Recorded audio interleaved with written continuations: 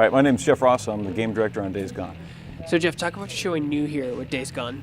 All right, so today we're showing 3 hours of gameplay in Days Gone. We're showing the first hour, which most people have probably seen, but then we're showing 2 new hours that take place in a completely different biome. It's not the Cascade region, which is filled with trees. This is another aspect of Central Oregon. It's called Belknap, and it's a lot like where we live.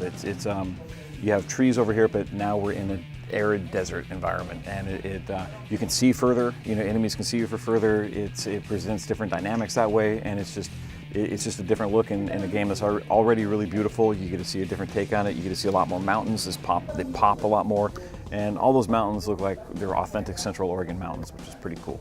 Creatively, what's the biggest challenge for you when making an open world game with so many moving parts and dynamic elements? So it's making sure that the player understands that he's got a suite of tools to take on these enemies or these challenges, but at the same time it understands that there's always new tools and new weapons and new upgrades that he should be seeking out, and striking the balance between letting him be good now but also keeping something in reserve for him to be better later, and then keeping new challenges coming.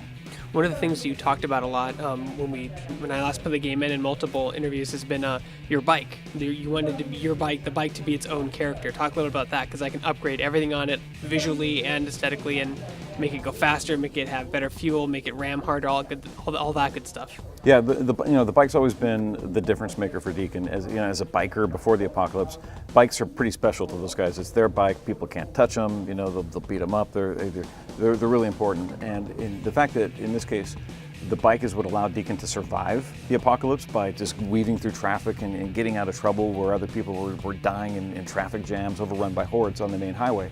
It allowed Deacon to survive, but it also allowed him to prosper. I mean, the bike is perfect for navigating the broken roads, going off, heading trails, weaving through cars and traffic jams still, and it's what allows him it's his advantage in the world. So it was really important for us to maintain that as a singular character. So it's why the bike isn't disposable like most open world games, where you can just get a car and you can ditch it and you can grab something else. And as we set out to make this open world emergent survival sandbox game, what it did was it really it framed it all in a way that your bike is a means to survive, and it allowed us to reinforce that through a lot of systems, such as fast travel. So the player's got to work to unlock fast travel in this game by clearing out infestation zones. But he also needs to, in order to fast travel, he needs to be near his bike, because that's how he fast travels. But even then, his bike needs gas. So if you don't have enough fuel to drive back there, you can't fast travel. So it forces the player to not only take care of themselves, but also be mindful of this other aspect that is so important for surviving. It's just as important as any of his weapons. And he sometimes has to compete for resources. So he's got a melee weapon. If you unlock a skill, you can do field repairs on melee weapons, which are really important because ammo is not that plentiful. And as you're pumping scrap into these weapons to keep them maintained, to take on more guys, you could wind up in a situation where you need to hop on your bike, but it's maybe low on health, and you need that scrap to repair that bike. So it's this push-pull the players have to do to take care of this bike, but also maintain them. You keep themselves alive by crafting important weapons and supplies to survive.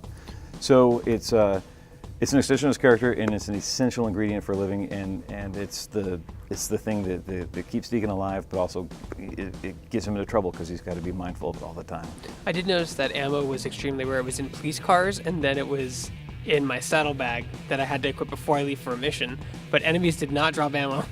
Yeah, no, so that's the thing is, the player has to earn guns, and he has to earn upgrades for his bike. He has to earn good guns. The things that he's going to find out in the field are guns that have been out in the field for a while, and the ammo's not compatible with the guns that you have. And so really what'll happen is if the players are completely out of ammo and they're using their melee weapons, and if they really want to stay in it, they're going to have to consider dropping their better weapon for one of these kind of crappier field weapons that has some ammo left, and it's better than nothing, but it ain't great. And it's just something where players need to invest in their arsenal, and they need to prepare before they go out, and eventually they need to realize they got to go home, because you can't sustain that out forever. The world has to be dangerous, and the players can't stay out there indefinitely.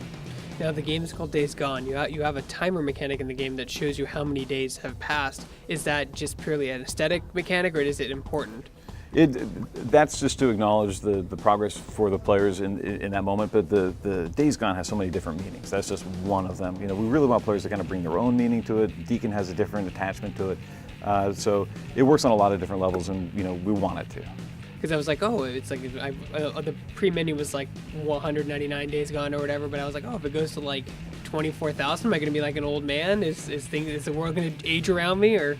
No, it's purely what you want it to mean. So it's something about short-term progress, and then just also something allegorical. But we're never ever gonna kind of put real words on it for sure.